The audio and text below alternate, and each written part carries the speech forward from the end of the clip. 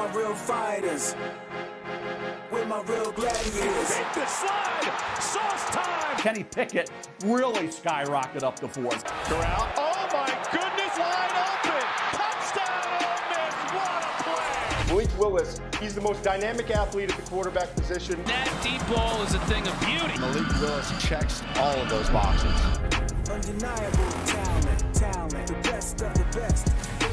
Big day for projecting where that 2022 draft class of quarterbacks will go, as we will, of course, dive well into Todd McShay's mock draft 2.0. We got a lot coming your way here on NFL Live. Also, the latest on Lamar Jackson's contract details, as well as everything you need to know about who the Chiefs will use to try and fill those huge electric shoes of Tyreek Hill. But let's get into this mock draft. We're less than a month away from the real draft in Vegas. Look at this. Todd has 3 defensive ends going in the first 3 picks. I like it, Todd. It's a little bit spicy today at the top of the draft. Very interesting. So take us through those top 3 picks. Let's start with the Jags. Yeah, with the Jacksonville, we've said all along, Aiden Hutchinson seems like the right fit coming out of Michigan. 14 sacks a year ago. He brings the explosion. He brings the consistency down to down that you're looking for. And he brings the leadership. He's the kind of guy who's going to come in right away and become a leader on that defense. So to me, I think this is kind of a done deal where Jacksonville's just waiting for the draft to come. If they get some unforeseen trade opportunity, great move out. If not, I think the pick is going to be Aiden Hutchinson at number 1. Number 2 is interesting. The Detroit Lions. For a while, I thought it could be Kyle Hamilton, the Notre Dame safety. He ran a 4.59 in his 40. It doesn't help his cause, but I don't think it's why the Lions will pass on Hamilton there. I think it's more that they need foundation pieces, and the safety's not a foundation piece. I think they're going to look at defensive end. I went with Trayvon Walker, the long, physical, explosive power type defensive end who had just 9.5 sacks in college, but he's got great potential. I think he's going to become a better pass rusher in the NFL. But that pick could be Kayvon Thibodeau from Oregon, who I wound up having going number 3 to the Houston Texans. Now, the Texans gave up 44 sacks a year ago, and you still have Ike Ekwonu, the offensive tackle from North Carolina State, and Evan Neal on the board. But if you got an opportunity at Thibodeau here, and you want a pass rusher, the second most important position on the field outside of the quarterback, I think Thibodeau, with his pass rushing upside and his overall talent, would win the day in this situation for the Texans. Yeah, it's so interesting because a lot of the conversation had been around, does Thibodeau fall at all with the performance last season? But that talent is hard to deny. Really interesting to see those 3 DNs back to back to back in Todd's latest mock. And everybody else is here too. You got Keyshawn Johnson as well as Ryan Clark. Diana Rossini will join us in a little bit for the news. RC, I'll start with you. Your thoughts on Thibodeau now climbing back up to the draft to be drafted in that 3 spot in Todd's mock.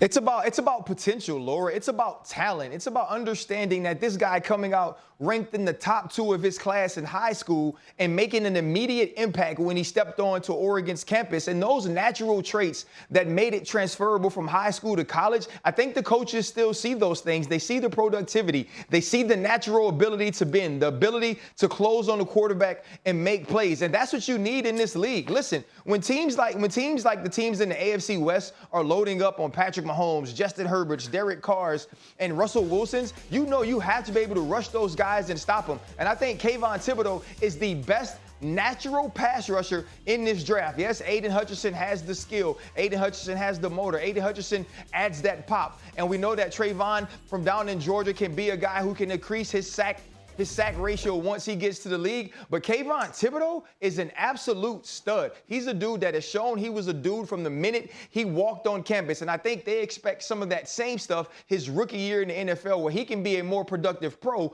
than he was in college his last year. You know, Laura, I hate to have to break down guys because at this point you just feel bad for some of the things that you have seen in them. He is everything that Ryan has said. And I think, well, when you look at him, as a player, he is a phenomenal pass rusher. There's no question about it. He will go get the pass. He will go get the runner from the backside. He is a chase guy. But one of the things that I'm concerned with is at the point of attack, being able to shed blockers in the run game. He is a little undersized, a little small in the leg space when you're going up against big tackles and things of that nature that can move really well in this league. And so I've watched him all the way since high school. Yes, he is a phenomenal high school talent. Yeah. He is a phenomenal collegiate talent. There's no question about it. But his motor does not go at 100% all the time. If you go back to his freshman year, phenomenal. No question about it. Sophomore year, kind of slacked off a little bit. Junior year, a little more slack. Now, some would say, Todd, that he was reserving himself for the National Football League. And if that's the case, I wonder if NFL scouts will have reservation or general managers will have reservation about that. Yeah, it was interesting because at the Combine, Thibodeau himself said that he looks after Jadeveon Clowney as a comp for him and somebody that he looks up to. And some people said when it comes to the motor, that may not be the best comp that you want to throw out there about yourself. A lot more coming your way on this mock draft. We're going to get into the quarterbacks, don't you worry. But let's bring in Diana Rossini. The big news yesterday, Diana, revolved around that draft shakeup with the Saints-Eagles trade. What are the key pieces to pay attention to here now that we've had a day to digest all of it?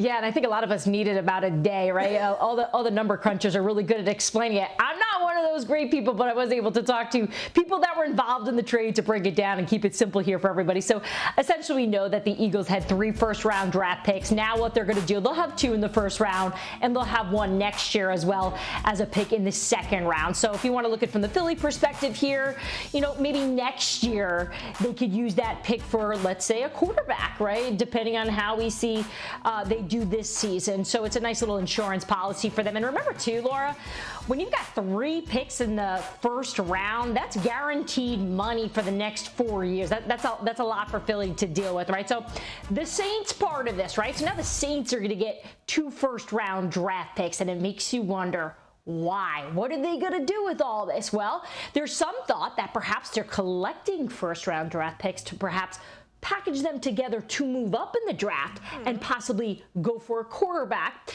But I did have some conversations this morning with people associated with the Saints organization, and the sense I'm really getting from them is that this trade happened for them to get more pieces to add to the team that they currently have. They really believe that they've got a shot to compete in the NFC. And if they just have a couple more pieces here, they feel like they can have some success. So it makes sense why the New Orleans Saints did this. Yeah, and as we pointed out yesterday, felt too, Diana, like they wanted to get ahead of the Chargers at 17, so getting to 16 because Chargers having similar needs, especially when it comes to the offensive tackle spots. Let's get back to Todd's mock. Todd's like, thank God this trade happened yesterday before I'm putting out my mock draft so I can make some adjustments here. And this is what he did. So with the 16th pick that they acquired in yesterday's trade with the Eagles, McShay has the Saints. They're taking Trevor Penning, the offensive tackle. So really interesting there. We kind of felt like some of those earlier offensive tackles would be off the board, so not able to get them. With the 19th pick,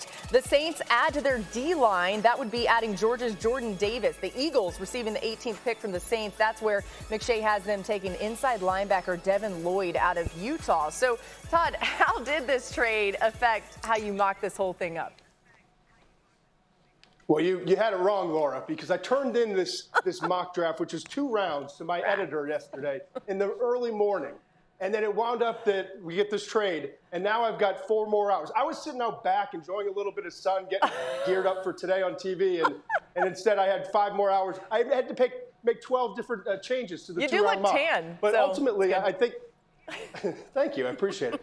I would have been tanner. Now, but in all seriousness, I think for the Saints, this is about getting 2 core pieces and 2 upgrades along. I think it could be along the lines. I went with Trevor Penning with that first pick that they now have. And then with their second pick, I wound up giving them Jordan Davis, a defensive tackle, 341 pounds. You got to remember, I know they were pretty good against the run, but both of their defensive tackles are up a year from now in terms of free agency. So that could be an area that they look. And also wide receiver could be with one of those 2 picks that they now have in the first round. And I completely agree with Diana about next year with Philadelphia. This, to me, a lot like Tua Tagovailoa in Miami. This is a sign, hey, this is a 1-year tryout, bud. You got to show us, Jalen Hurts, that you can be the guy and continue to improve. Because if not, we've got enough around the quarterback position and certainly on defense that we could be a Super Bowl contending team. And if you don't get it done next year, we're going to package some of these picks. And there are 2 guys you need to know. Bryce Young from Alabama, C.J. Stroud from Ohio State, project to be early picks in 2023. Listen, I think Todd is absolutely right about what we're seeing with the Philadelphia Eagles, but more so with the Saints. What this tells me is they're not thinking rebuild. They're not thinking sit back and lick their wounds after losing Sean Payton or losing out on Deshaun Watson. They believe in Jameis Winston. They believe he's good enough with the pieces around him, and they're not going to just lay in the woods and wait until next year's draft. They're going to try to continue to build this team through the draft because we've said that defensively they've been at a championship caliber. They lose both of their safeties, so they have to put something in position there to win games. Tyrann Mathieu is in New Orleans today. But if you get these 2 high picks and you protect now Jameis Winston after losing Tyrann Armstead with another tackle, you add some beef in the middle of the defensive line with a guy like Jordan Davis, you're continuing to build this team in the trenches with extremely young talent. You get some skilled players late in this draft because wide receivers are deep. You have a team that can go out and compete in a very weak NFC South. And I agree with both of them. When you look at the fact that they lost Armstead to the Miami Dolphins, they certainly are looking at the tackle at that 16th spot. 19 would be a wide receiver. Yes, the wide receiver draft is very deep. They want to go get a guy who's a home run hitter. Michael Thomas is coming back after about a year and a half, 2 years off. He is healthy and ready to go. Jameis Winston was 5-2 last year prior to his ACL injury. They feel good about him. So when you look at this football team now, Dennis Allen and Mickey Loomis feels like they can compete in a weaker NFC, especially in their division, when there's really only the Atlanta Falcons and the Carolina Panthers that are kind of in the back seat over there, and you only got the Tampa Bay Buccaneers sitting there with Tom Brady, and the New Orleans Saints certainly own the Tampa Bay Buccaneers in the regular season.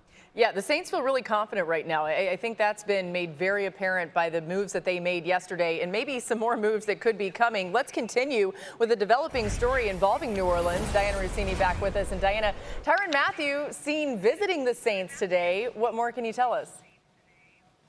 Yeah, Adam Schefter's got paparazzi out there hanging out outside the Saints facility there. He's everywhere, right? And look, the reason why the picture, I think, got a lot of Twitter love is because we know the connections that Tyrann Mathieu has to the New Orleans area. And look, I feel like this is one of those stories that's been building. There have been a lot of little hints that there was interest from both sides here and what a storybook ending it would really be, or at least a good part of the story of Tyrann Mathieu's career if he were to end up. Now, Nick Underhill, who does a great job covering the New Orleans Saints, just reported that it was a very casual meeting where Tyrann Mathieu met with Mickey Loomis, the GM, Dennis Allen, the new head coach, of course, and some of the other members of this coaching staff. But as of right now, there is no news to report right now. This was just a visit, so we'll see how this develops. Oh, man, where there's smoke, there's fire, though, right, RC? How do you like the fit on the football field?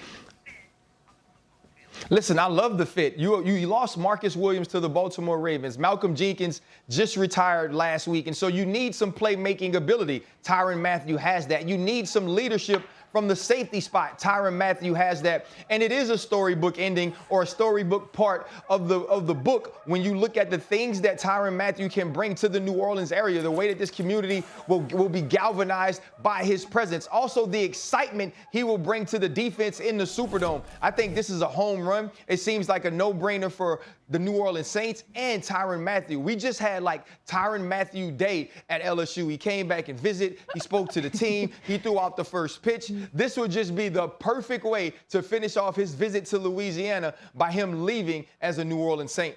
RC, did he throw a strike on that first pitch? I can't remember. It was much better than 50 Cent's first throw when he threw at the Yankees baseball game. Well, good. As long as we got that cleared up week. Adam Schefter explains how Seahawks head coach Pete Carroll took the stage to talk about the Rooney Rule. Pete Carroll went on a long rampage for about 10 minutes, saying to the owners, essentially, that they're living in their own universe, not always hiring the best people for their coaching staffs. And again, one person said, and I quote, he just went off. Good for Pete Carroll. Diana, well, you were also there. What can you tell us about what happened here?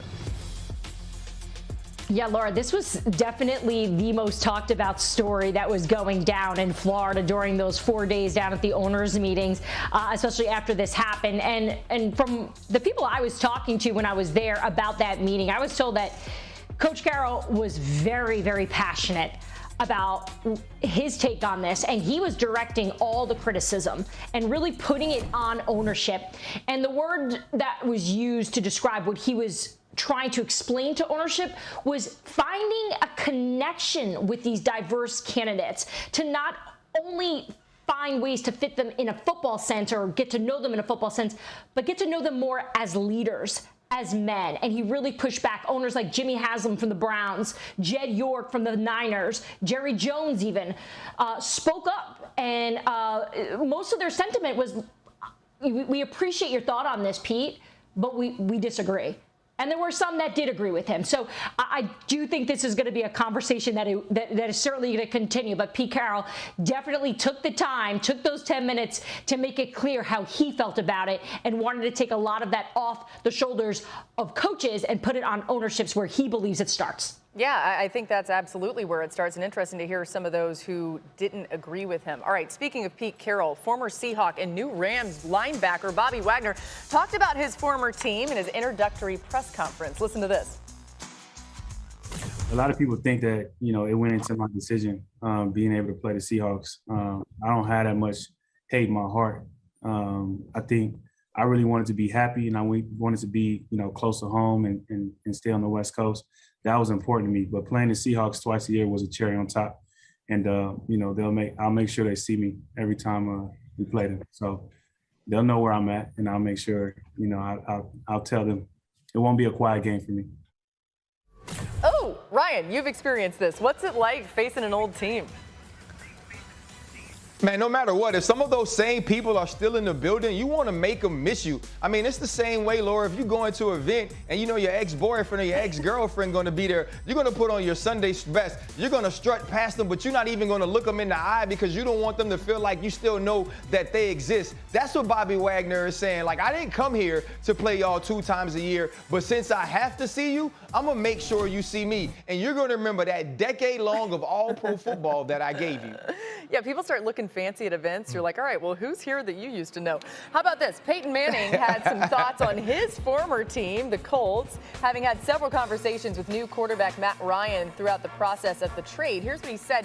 He spent 14 years of his career with the Colts, a reminder there. He said, I think this team is very close to greatness. It needs leadership from him, and that's really what he does so well because he's been around. Key, is Matt Ryan the missing piece for the Colts?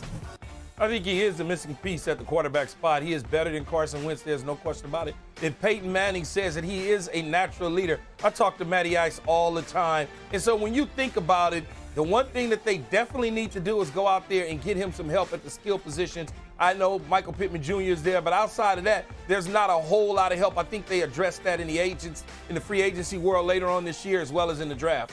Yeah, there are some options in the draft, too. As we've said, it's a deep draft when it comes to receivers. And Peyton Manning also talked about the Broncos and their quarterback. We'll get to that in a moment.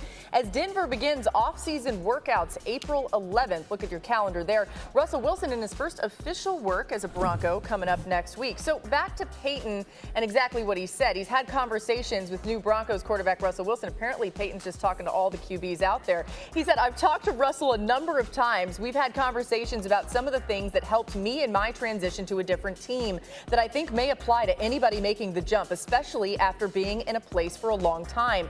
He also said, I've had conversations with Coach Nathaniel Hackett as well about some of those things, maybe some do's and don'ts that helped me and can certainly apply, and Russell can hit the ground running here in his first year. All right, so that makes it seem really simple, but RC, it's not simple, right? There's a transition that has to happen on both sides. Yeah. How do you think this transition goes for Russell Wilson, but also for the Broncos, specifically the coaching staff?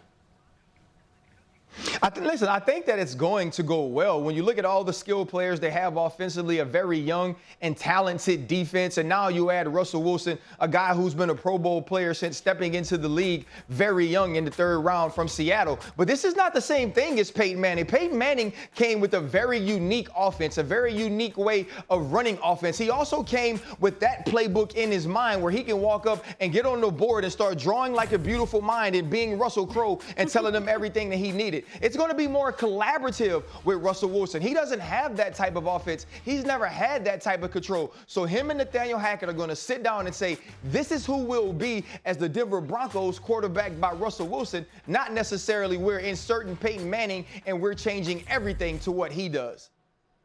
You know, Laura, I still have them finishing fourth within that division. I understand the love fest that one must have with Russell Wilson. But look, man, you mentioned, Ryan, you mentioned their young receivers. Yes, Jared Jeudy is young, been in and out of the lineup, not a whole lot of production. Courtland Sutton, same thing, in and out of the lineup, not a lot of production. Tim Patrick, the one guy that's not there is Noah Fant. That was the tight end, safety blanket. He is now in Seattle, and I know they rushed for 1,800 yards, but here's what I would say. They're going to go up against a stout defense, in a retooled defense in Las Vegas, a stout defense in Los Angeles with the Chargers, and in Kansas City, I don't know what their defense is like, but Patrick Mahomes is the quarterback, and I get it. It's a love fest with Russell Wilson. I understand. No question about it. He deserves everything that he gets. But in the end, I just don't think it's enough. I just don't think it's enough. But that's just me. Well, Key, yeah, that is just you. So AFC West, obviously we know it's a really tough division, RC. Really quickly, Key's saying he's got the Broncos as the fourth team in that division. How would you rank the division right now? Right now, I have them number 3. I'm still going with Kansas City until somebody proves differently. You look at the Los Angeles Chargers. I think this team is phenomenal now and what they've added to allow Derwin James to flourish defensively. But I have them number 3 right before the Las Vegas Raiders. And the Raiders are like, man, keep doubting us. Keep doubting us. Devontae Adams is over there now with his guy. They can run the ball. They just brought Chandler Jones over. I mean, come on, Ryan. You know better. Here's the reality. We got to go to break, but I Listen, do think that Denver defense, nice, man. Let's go. Here comes Hutchinson. Drops. Thibodeau. Oh my goodness, did you see that? No fear. Don't stop. Let it loose. Raise the roof. Come on, prove what you can do. The NFL Draft, the end of this month, and Todd McShay's latest mock draft has some major changes. Look at this. There are 3 defensive ends going with the first 3 picks. If that actually ends up happening, it would mark the first time since 1992 that the top 3 picks in a draft were all defensive players. McShay has projected 2 trades, including the Chiefs trading up to the 17th pick to select Alabama wide receiver Jamison Williams, trying to replace Tyreek Hill. Todd has another trade in the second round with the Falcons trading up to select quarterback Sam Howell. And Williams is one of 7 wide receivers in the first round, which would tie the 2004 draft for the most first-round wide receivers in a single draft. Garrett Wilson first off the board to the Jets, and Kenny Pickett jumped all the way up to the Panthers with the 6th pick in this mock. Malik Willis next to the Steelers. Desmond Ridder moved ahead of Matt Corral as the 3rd quarterback off the board. So there's a lot there, Todd McShay. Speaking of quarterbacks, take us through what went through into your decisions, starting with Kenny Pickett at 6. Well, I just want to make it clear, Laura, this is not what I would do. Yep. And certainly I'd look at Kenny Pickett, and this is not where his grade belongs. But at number 6, with Matt Rule as the head coach, and I was on the pro day tour going through one pro day to the next, and he was there, and he wasn't watching linebackers or defensive linemen. He wasn't watching 40-yard dash or three-cone drills. He was watching the quarterbacks. And Carolina doesn't pick again after this number 6 pick until the 4th round. Matt Rule knows his job's on the line. How much say does he have in this decision? We're going to find out, because if you're trying to win games now with one of these rookie quarterbacks, Kenny Pickett and his 49 starts at Pitt is your guy. And I think that's why it makes the most sense for him to be the only quarterback in the top 10. Now, we've heard a lot about Malik Willis, and I think Malik Willis has the greatest upside of all these quarterbacks, but he's going to need time to develop. A lot of buzz about him going in the top 10. Maybe he does. Maybe Atlanta is holding their cards close to the chest right now and are going to look at Willis in number 8. Maybe it's Seattle at 9. But if he gets past number 9, he's going to fall a little bit, because there isn't a team until 20, the Pittsburgh Steelers, that need a quarterback. So Willis would be a great fit there, in my opinion. And then the 3rd quarterback off the board, a little bit of a surprise, because we've talked about Matt Corral from Ole Miss. But the more I've talked to guys in the league this past week, Laura, the more love there is out there for Desmond Ridder.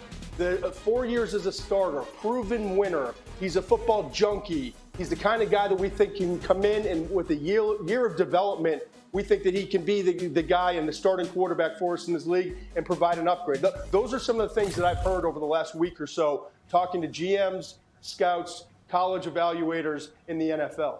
Yeah, Desmond Ridder also ran well at the Combine. That kind of felt like, to me, Todd, the first time that we really started talking about Ridder as more of a realistic guy to jump some of these other quarterbacks. Let's go back, though, to Kenny Pickett, because, RC, now you see that Pickett's in the top 10 of this mock draft. As Todd pointed out, this is not what he would do. This is what he thinks might happen.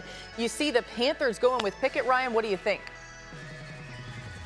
Well, the first thing is this. I know when Todd starts to change up his mock drafts, that means he learned something from somebody that makes a lot of money to make decisions. I am not stupid. He just wanted to put out, I wouldn't draft him here in case he gets there and he stinks. But the one thing we know is this. This says a lot about Sam Darnold and what the Carolina Panthers feel about him. They don't want to start a season with Sam Darnold as their quarterback, and they struck out on Deshaun Watson. So not being able to bring in that veteran that they feel like they can win with right now leaves you to go to the draft. And if you're going to have to draft a guy, we heard Todd speak about Malik Willis having that high ceiling, but also may need the most work until he's pro ready. Kenny Pickett is not that guy. Kenny Pickett may be what he already is and as good as he's ever going to be, but probably is able to step in and give you the best chance to win of all of these guys who will be rookies next year. I wouldn't do it. I'd rather lose than draft Kenny Pickett at number 6, or I would try to trade back and get him if he's our guy. I think it's a bad decision,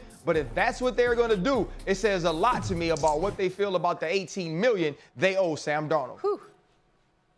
Yeah, and you look at Sam Darnold, here's the question, honestly, and I try to sit in a GM seat every once in a while and just think about it.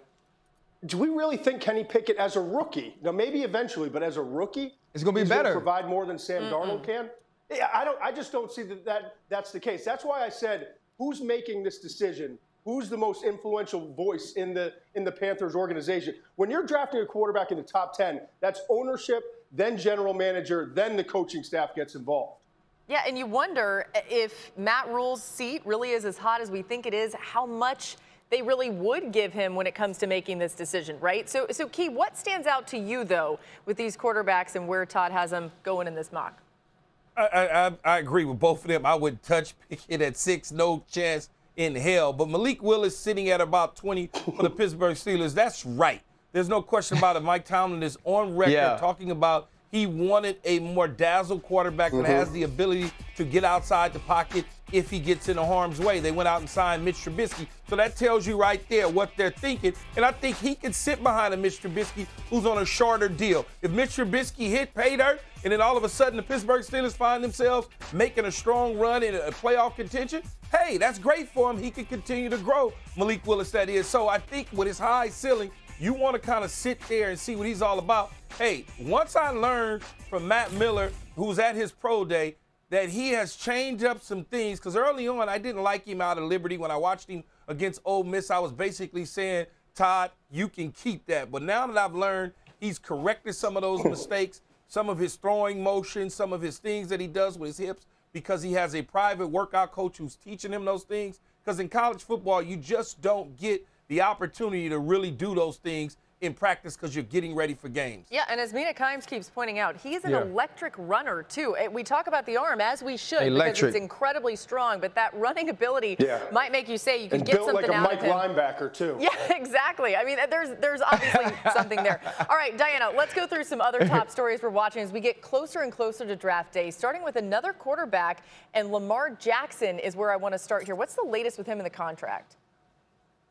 Yeah, I feel like we're all sitting here waiting and waiting and waiting because we just assume that this deal is going to get done. But sources I spoke to in Baltimore today told me that it's not any closer than it was last week. And last week it was pretty far apart, you know, and Lamar has been public, at least on social media, saying that he wants to be a Baltimore Raven. This isn't the situation. He is just focused on football right now. And from the conversations I've had about this, he doesn't want to come to the table and even get into any negotiations at this point. He really just wants to focus on football. So we'll see how this resolves itself as we get closer to the season. Meantime, so many rumors about A.J. Brown that possibly the Tennessee Titans are taking phone calls, perhaps showing some interest in shopping him. And I was told today there is no truth to that. In fact, GM John Robinson actually said that at the owners' meeting last week, saying that we would like to keep him a Titan for the long term. Meanwhile, the other wide receiver that we're hearing some grumblings about, that perhaps maybe the Seattle Seahawks are open to trading their top wide receiver, DK Metcalf. Hey, we've seen them deal their star quarterback. Well, I was told that is not happening right now. Got to add that right now, because things can, of course, change there. But really, the sense I've been getting over the last few weeks coming from the Seattle side of all this is that they're going to stay pat here with DK, although there are teams that are definitely making calls showing interest in DK. It's just Seattle's not playing. Anyway, that's what it looks like. What you can maybe notice, even though it's a little bit small on your screen, is that there's not a lot of offensive linemen up at the top like there were at first. So it's time now to ask McShay. We're going to get to ask our draft expert some burning questions about his latest mock. There he is. Todd, I get to go first because I get to decide what happens here on this show. Just kidding. I really don't. Actually, our producer, Michelle, decided. Yeah, you do. But I want to know about these old linemen. I just mentioned it. Some of them dropping down in your latest mock. Why is that? Just because of the players and the teams and what they're looking for at the top. The defensive ends came off the board fast here. We've all known about Aiden Hutchinson first for a while. I think the Detroit Lions are really set on taking an edge rusher, whether that's Trayvon Walker from Georgia or Kayvon Thibodeau at number 2. And then at that third pick, Houston, they're kind of a wild card. First of all, I keep hearing that they would love to move out of that spot, but who are they going to find to dance with them in terms of a trade partner? And then offensive line certainly is an issue. That could be Ike Ekwonu. I thought about it long and hard. I went with Thibodeau there. But remember, Houston gave up 44 sacks a year ago. They certainly could use help at the offensive tackle position. And then even the Jets. I had the Jets passing, the Giants passing, just because the players that were, or the Giants eventually took a tackle. But the Jets passed because I think they're hell-bent on getting a wide receiver and a difference maker, a young guy, to go with Zach Wilson at the quarterback position. Todd. Sauce Gardner said yesterday that he was the best player in the entire draft. But Derek Stingley has his pro day here tomorrow at LSU. Is there anything that he can show at his pro day that might help him leap Sauce Gardner as the first DB or the first corner off the board in April? I know it's your guy, man, but I don't think he's going to leap him. But I do think he can help his case to make sure that he's a top 10 pick. And I think it starts with, obviously, the physical. You want to see off the Liz Frank injury, where is he health-wise? Is he where he should be and what we think he is and what we saw in 2019? We all love that tape. We all thought he could be a top 3 pick coming up in 2019, but he wasn't eligible. I hear he can run in the 4.3s. You want to see something in the 4.3s, worst case, low 4.4s. I hear that he's tested a 42-inch vertical jump. So you want to see those things. But to be honest with you, RC, the most important thing is going to be for him talking to teams, the private interviews. They want to be sold on the fact that he's going to be that guy in 2019 and not the guy that we saw kind of avoiding contact and not just dialed in the way he was as a true freshman. Right. My turn to pick a bone with you, Todd. You got Garrett Wilson surpassing my guy, Drake London. I don't know how that happens. You got Drake London going to Atlanta, and Atlanta got a big slug in Kyle Pitts. They need speed demons at that spot. Well, the problem with Drake is that he's a USC receiver, and when you give USC receivers a lot of money early in the first round, they become total divas and a head case. No, seriously, I love Drake London too. I could have gone Drake here. They're totally different players, but they have almost identical grades. And the reason is Drake, he doesn't have this great 40 time. I don't know what he's going to run. I would guess around 4.58, somewhere in that range. But he plays fast. He's great on contested catches. He's a lot better after the catch than people seem to think because he's such a long lever guy. But I just love Garrett Wilson, too. I think that he's a little bit more polished as a route runner, and he reminds me so much of CeeDee Lamb in terms of when the ball's in the air, he's going to find a way with his body control, contorting his body with his hands. He has a special ability when the ball is in the air to make sure that it's his ball. Yeah, that CeeDee Lamb comp's really good. Todd, I think I'm going to propose this to ESPN Plus. We'll put this on the ESPN app. Todd does an all-time diva draft and goes back and goes through all the divas and ranks them. And I'm just going to go ahead and say, number one pick. We know number one. We got number one right here on the show. Y'all don't stop selling that to the Start that list at number 2. Please. Yeah, right. All right, Todd McShay's mock draft is front and center, 5 Eastern over on ESPN2 with Mel Kiper Jr. and Phil Yates. Going in the first round of his latest mock that you see there, they're all highlighted. The Chiefs could be in the market for another wideout after trading Tyreek Hill to the Dolphins. McShay has Kansas City trading up to the 17th pick to select Alabama's Jameson Williams. And Todd, obviously a lot of the story around Jameson is, of course, coming off that ACL injury, although they expect him to make that full recovery and be good to go even by the time that the draft is going on. What is your thought in having the Chiefs trade up to grab Williams? Well, without Hill, you need another burner, right? I know they brought in Juju Smith-Schuster. He's a great possession receiver. You've got Mecole Hardman, who has some speed and is explosive after the catch. But the closest thing to Tyreek Hill in this class is Jameson Williams when he's healthy. Now, you may have to wait a month into the season before you get him, and it may be halfway through the year before he's 100%. But if you get an opportunity to move up, why wouldn't you if you're the Chiefs? You need a guy who can stretch the field, who can take a 10-yard cut and turn it into a 30, 40-yard gain. And Jameson Williams proved last year at Alabama he could do it. He averaged, Laura, 19.9 yards per catch. He had 10 kickoff returns, 2 for touchdowns. This guy's an absolute game breaker. So if you get an opportunity to move up, and you only have to give away a few more picks. And remember, the Chiefs have 12 picks in this draft, tied with the Jaguars for the most picks. They have a Super Bowl contending roster. They don't need 12 players to come in and compete for back-end spots. They need 4 or 5 quality guys that can help upgrade. That's why packaging picks, targeting a player, and going to move up makes a lot of sense for me for the Chiefs. So, Todd, we're not saying that Jameson Williams is Tyreek Hill, right? But he may be the closest in this draft. So, Diana, what have you been hearing since the Tyreek Hill trade in terms of Casey's plans here? Yeah, well, let's just go back a week ago. I know we like to talk about the news of the day now, but I can tell you that the Chiefs were poking around a little bit with other teams, trying to see if any of their top receivers, those names that we know of, the DK Metcalfs, the A.J. Browns, those that are on their final deal, maybe, just maybe, there was some truth to the rumors that those organizations were willing to deal them. That obviously is not the situation, and that's not panning out for them. So where are they going to go? And from the conversations I've had with people close to the Chiefs and those around the league, most believe they're going to do exactly what Todd kind of laid out here, try to package, move up, and try to go after a top guy. But I just want to also add, I did have someone share with me, look for the Chiefs to not just draft one receiver, but perhaps go for a few. So that's still a possibility for them, but everything Todd's saying looks like it's something that could pan out for them.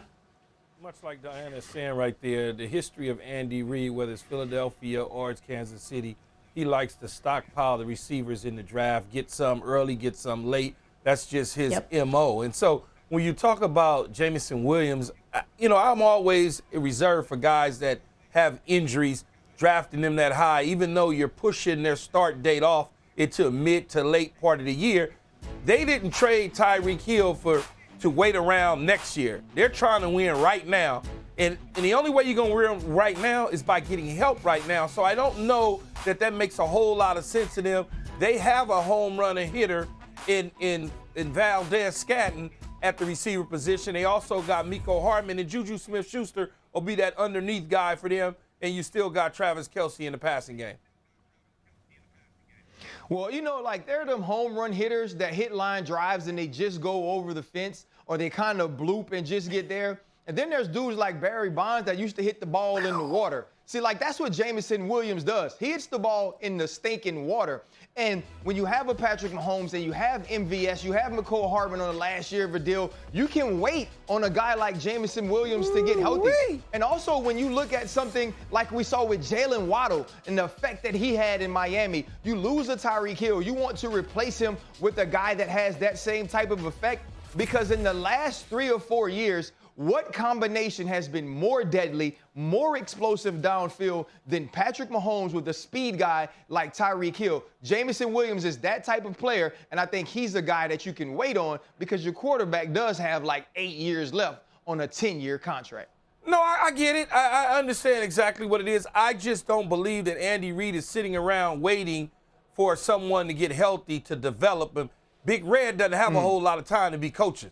I do think he's going to get healthy really quick, guys. I mean, already just what the rehab has shown, and I get it, he's got to get out there on the field. That's important. But that explosiveness, Jameson Williams, 4 touchdown receptions of 70 or more yards last season. That's the most in a season in Alabama history. He's explosive. He's exciting. We'll see what happens in the draft.